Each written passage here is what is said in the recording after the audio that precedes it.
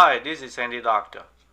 For those who have dual boot of Windows and Linux, we may run into a situation.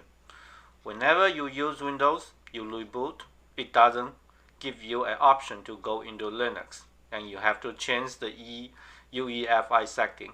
And that is just a little bit ridiculous. So, what happened and how do you fix that? The problem is Windows, whenever you use Windows, will force the computer to use its boot table. So we are going to change that.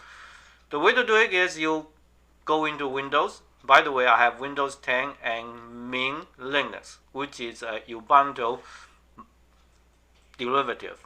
Okay, so you want to type in CMD for command line, but don't click it yet. You want to make sure that you run as administrator.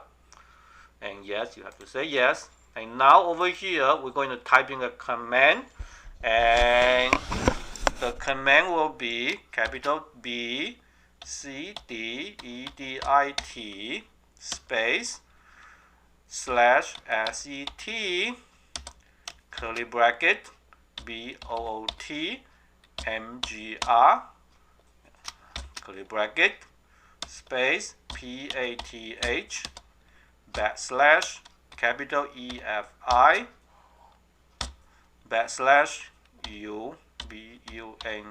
Ubuntu, because again I use Mint, which is a Ubuntu derivative, GRUB x64.EFI.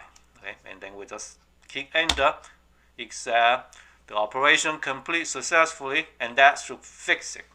Of course, if you don't use Ubuntu, and if you have a 32-bit version, you have to find whatever EFI file corresponding to it, and that could be a different video.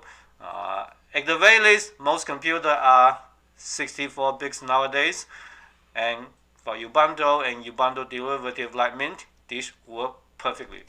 So if you think this video helped you fixing your problem, please make sure you like and subscribe. By the way, this is my very first video in Linux. There are probably more to come in the future. Thank you very much for watching. Bye bye.